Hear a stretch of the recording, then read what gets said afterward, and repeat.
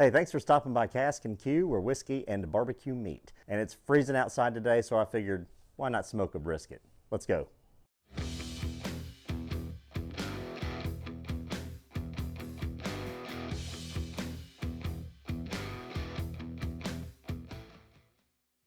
All right, folks, we got a brisket. All right, so over the years, we've really overcomplicated smoking a brisket. The first thing you want to do, obviously, is go get a brisket. Make sure it's choice grade, USDA choice grade or better. And better would be prime or Wagyu. Then you get into some really expensive briskets, and I don't recommend doing all that. A choice or a prime will be just fine. I would stay away from select. There's people out there that say a select is good if it has the right kind of marbling and all that, and that's true, but you have to really kind of know what you're looking for. We're trying to keep this one simple. So there's two parts of a brisket. The big round part right here, that's the point, and from about here on down is the flat. When you're ordering a brisket in Texas, they'll ask you if you want fatty or lean. So if you notice on this one, it doesn't taper down real thin like a lot of briskets do. This stays pretty consistent in terms of size. And it's got some pretty good marbling. So the first thing we want to do is get this thing out of the cryovac, and I try to be careful not to make a huge mess. And if you cut a little bit of fat, that's okay. And let's make sure that the brisket is cold while you're trimming it. Otherwise, it can become quite the chore.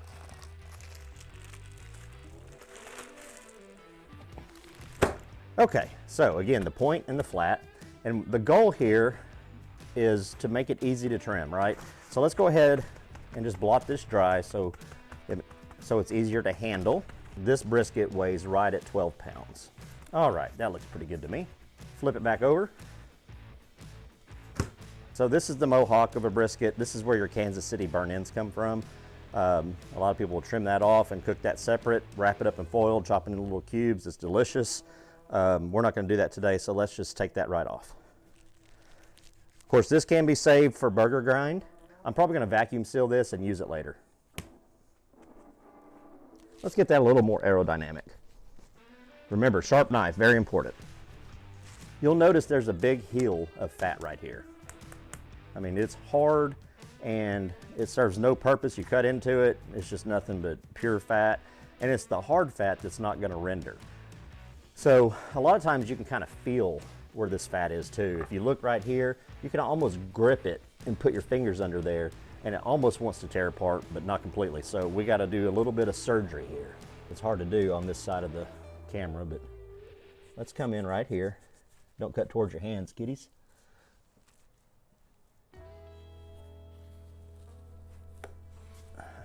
See that? Nothing but pure fat, and it's the hard stuff that's not going to render out.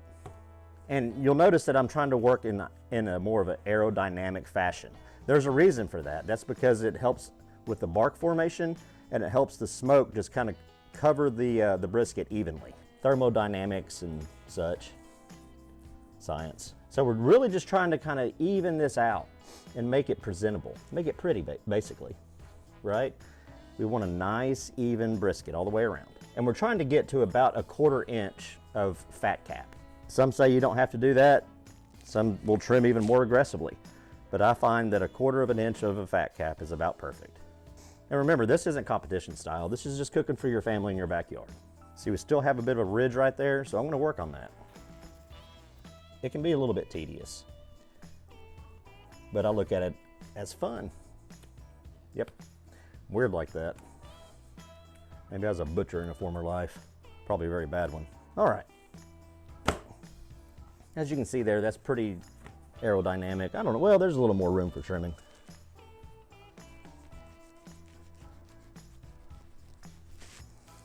And again, little pieces like that where there's meat, let's save those. You don't have to, but I am.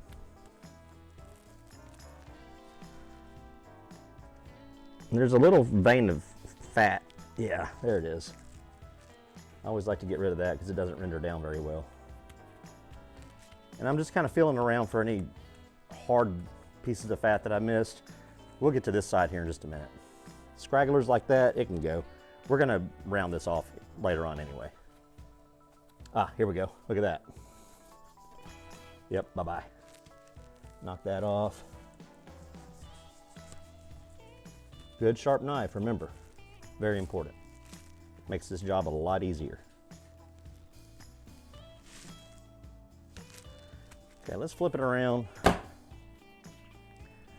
Remember, we're still point and flat. When you see that gray right there, just knock that off. So when we're knocking that gray off, I'll just do this right here. I'll just run all the way down. But don't get too much of the good meat. I mean, it's still fine, but it's just unsightly. But I'm not gonna keep this, I'll get rid of it. See, much better. Color's a lot prettier. Same thing right here, if you see any gray. Don't be too aggressive, but take it off. Little pieces like this, take care of that. Here's the decal. This goes down into, it lays like this, point, flat, and there's this piece right here kind of goes into the muscle, the brisket muscle, and separates the point from the flat. So it's almost like this, if that makes sense. And it's a hard piece of fat and it doesn't render out. But if you cut it all the way out, it's gonna leave this weird cavity in the brisket that I don't happen to like. Remember, we're looking for an aerodynamic kind of presentation.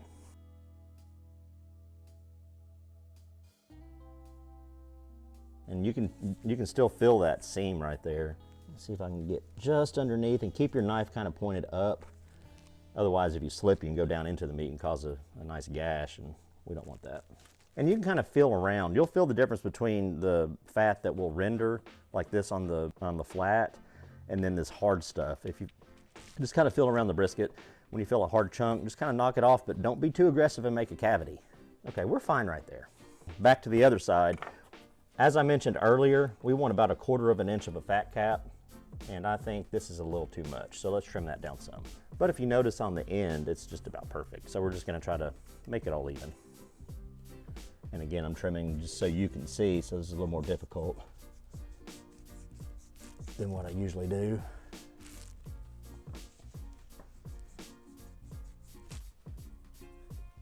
But you get the idea.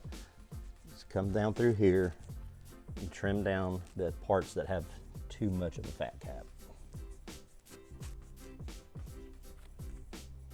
It's okay if you scalp it a little bit like I did there. If you notice it, just move on. Don't go back to it.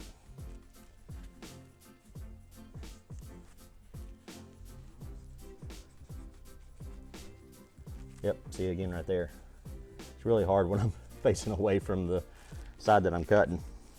That's pretty good. There's a piece that runs right through here that I don't like, a piece of fat. Here we go.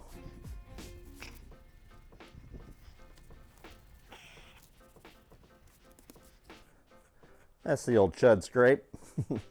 Bradley Robinson has a YouTube channel, and I like to watch his brisket videos. He calls that the chud scrape. Really just kind of cleans up the little scraggles of fat. Is that a word? Scraggles? All right, I'm gonna leave that. Looking pretty good. So now it's time to kind of round this guy off, because when we have points and edges, they tend to burn. So we want a nice uniform shape. So we'll come in about like this and just round it off, okay? Don't be scared.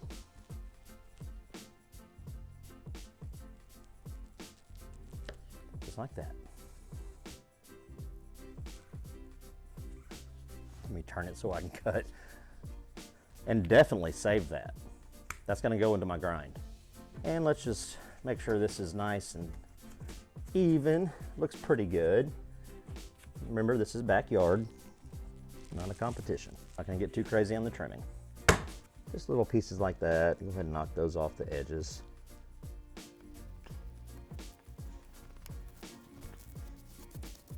Okay, so let's go ahead and flip this over, meat side up. You see all this? You can spend a lot of time trimming all this off. In a competition, does it matter? Yeah, it does. You know what? I missed a piece right here, that hard fat that I don't like.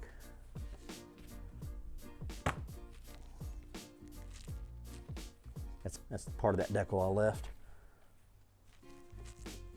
Okay.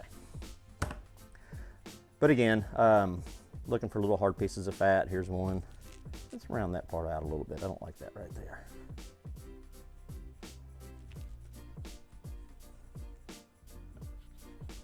Remember, we're looking for a nice round edge. It doesn't have to be perfect.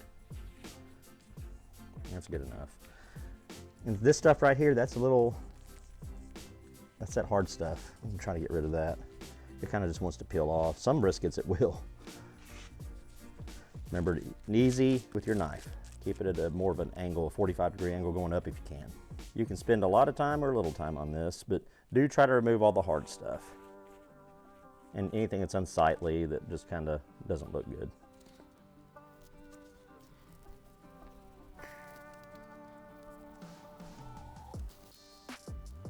Most of this will render down. Some of this is just silver skin. But in the end, for backyard cook, it doesn't really affect it too much. But we do want to get rid of any possible chewy pieces. So when we bite into a slice, it's not unpleasant. A little too deep right there, that's okay. See that? Try to get rid of that.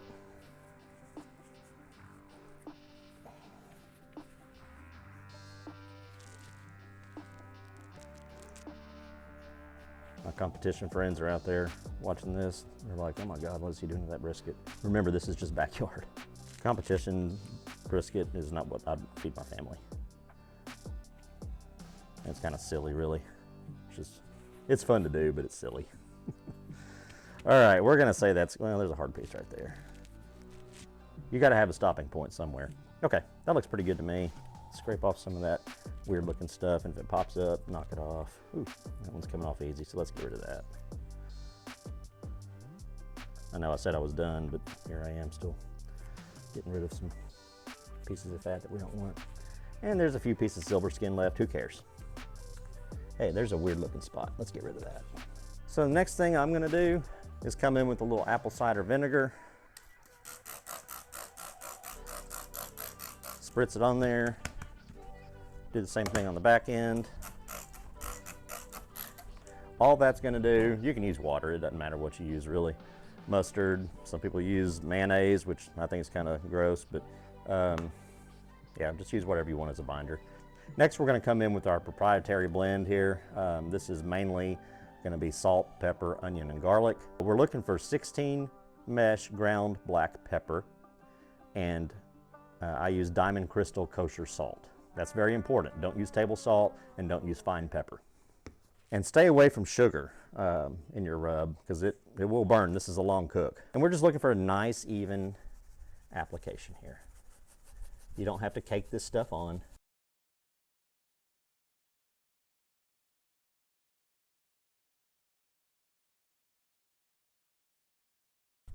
Pat it in, don't smear it. You know, people call this stuff rub, but you know, let's just pat it in. Trust me on that one. Alrighty, don't forget the edges.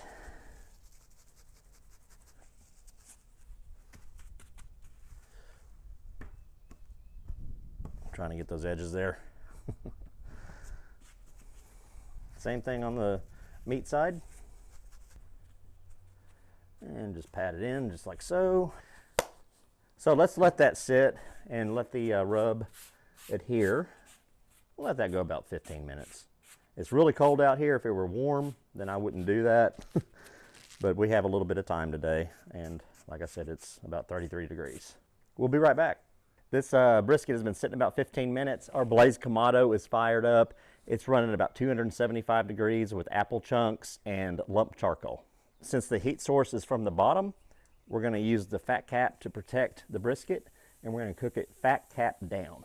We want to kind of get this squished together like so, because it's going to cook and come out the shape that you form it. There we go. Time for a smoke bath, and we'll be back in a couple hours just to check on things. So some of you might have a question about my cooker. It's a Blaze Kamado, which is, you know, Kamado style cooker, kind of like a green egg. The only difference is between a green egg and this is that this is cast aluminum, a green egg is ceramic. So I'm running lump charcoal, as I mentioned earlier, is B&B lump charcoal with 5 or 6 chunks of cherry wood. That's just what I like to cook with. You can use apple, you can use post oak. I would stay away from hickory and mesquite on a brisket cook since it's so long. That can be an overpowering smoke. And yes, I use a diffuser plate, so right above the coal bed, there's a grill grate, and I just put a pizza stone on top of that, and maintain the intake and the dial at the top. And that's going to let me maintain 275 degrees right around there for the majority of the cook. All right, guys, we've had this brisket on for about 2.5 hours. Let's go check it out. We've been cooking at about 275, 300s, so a little bit warmer than what I anticipated. And I haven't really dialed in the baffle or the intake or anything like that. I've just kind of let it go at 300 because it's totally fine at that temperature. Let's see if we need to go ahead and give it a spritz with some apple cider vinegar and water mixture. Okay, we're looking pretty good. We're gonna go ahead and just hit it with the spritz real quick, just to make sure that we don't get any edges that are too crispy. All right. We're gonna let that go probably another couple hours, and we'll come back and see what she looks like after that. Okay guys, this brisket has been going for about 5.5 hours. I got busy and the pit has maintained about a 300 degree temperature instead of the targeted 275, but that's okay. We're just gonna eat a little bit sooner. You can always cook a brisket at 275 to 300 and it'll be just fine. Just make sure that you have a heat deflector. Let's go take a look. Oh yeah, looks awesome. That's exactly the color that I want. So I'm gonna go ahead and wrap it in butcher paper and we're gonna show you how to do that. All right, so we just have some butcher paper here. I'll put a link to where you can order that from Amazon below.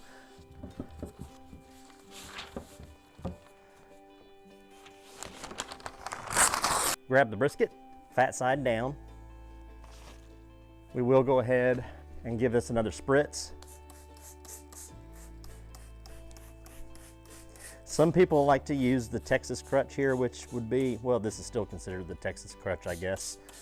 Again, this is just apple cider vinegar. Anyway, some people will use aluminum foil, which that's gonna create more of a mushy bark. And some people don't wrap at all, and that's gonna yield a more crunchy bark. Butcher paper is kind of like the best of both worlds. So we're not looking for a specific temperature per se, but most of the time, for me, it's about 175, 180. So let's go ahead and wrap this just like so. Fold over.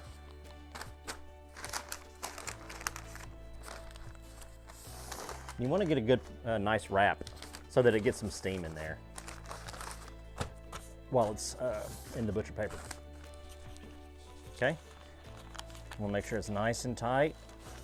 Pull towards you, tuck. Make sure the corners are tucked in.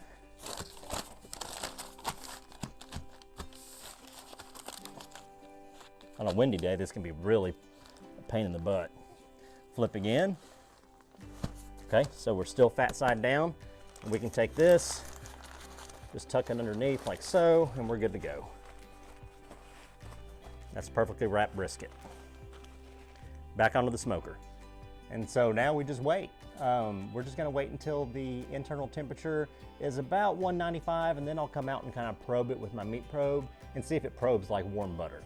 We'll be back. All right guys, so that brisket is probing tender. It got to about 210 degrees internal and took, I don't know, about 8 hours. So now we'll go ahead and pull it off, leave it in the butcher paper and let it rest for about 3 hours. All right, remove that probe. And you can see there that the butcher paper is kind of soaked through with the moisture from the brisket. All right, let's go ahead and grab this guy. It's gonna be warm. You can see where I probed earlier, but if that meat probe slides in nice and easy, it's just like warm butter, like real easy to slide. And you got to remember, this is still gonna cook a little bit once it's wrapped in the cooler. So I'm gonna take this, place it in a cooler, and put a beach towel over it. Actually, I'll wrap that beach towel around it. And if you do that, be sure to use an old towel that your wife doesn't care about, so you don't get in trouble. I just happen to have an old Gatorade towel in here. That's my brisket wrapping towel. So we'll just lay it out, place our brisket on there, fold it over once, fold it over twice, do the edges. And then I have a cooler off to the side, off camera, that I'll place this in. Off you go, Mr. Brisket. And like I said, we're gonna let that rest for 2-3 hours. My wife's away right now, so when she gets home and gets the sides ready, we'll unpack that brisket and get into slicing it. All right, guys, it's been about 3 hours in this cooler. It is time to, off camera obviously, it is time to get this brisket out of here. Gotta unwrap it from this beach towel.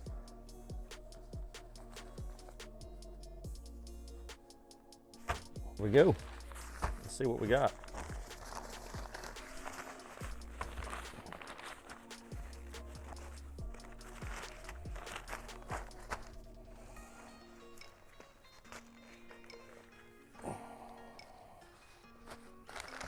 Now, if you remember, this is the point, this is the flat. So we're gonna go ahead and get some slices out of this thing.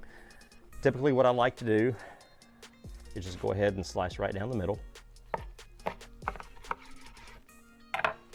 Let's see what we got. Nice and juicy, looking good. So when we slice the flat, the grain runs this way. You can kind of see that still, right? So we're gonna go perpendicular to the grain. Get some nice slices out of there. I'll turn it this way so you can see a little bit better. I mean, that's looking pretty dang good already. And that's just the end piece. Smoke ring, as you can tell, right through there. We want to go about 1/4 inch on the width. Nice. It hangs just like it should. See the bend there? It doesn't crumble. When it doesn't fall apart, that means it's not overly dry. And I'm gonna go ahead and slice all of these, or this whole, I'm gonna go ahead and slice this whole point, or this whole flat, because I'm gonna vacuum seal the rest of it. And if it turns out a little too dry, you can always slice it thinner. See that right there? That's perfect. Let's go ahead and get a bite of that and do the pull test. Nice. See, to me, that is a perfect lean slice. Let's give it a taste.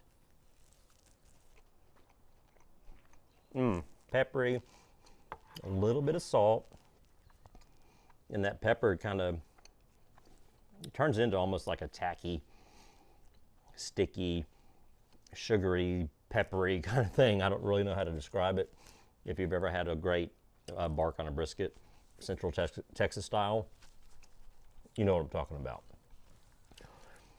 All right, let's get over to this point. So since the point runs a different direction, the grain, we're gonna slice it starting right here. Oops. There we go. That is one of my favorite bites on a brisket right there. I just think that's phenomenal. I mean, it's got the bark you want. It pulls apart just real easily. Let's go ahead and get some more slices out of here. We can go a little bit thicker on the point slices.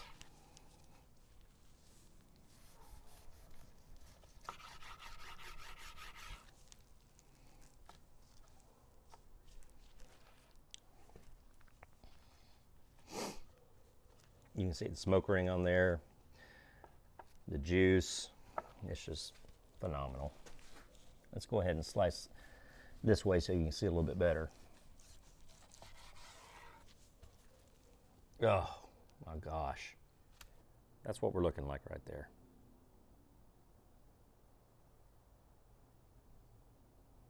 There we go. Yes. So good. All right. Man, that's looking fantastic. This little burnt end piece right here is one of my favorites.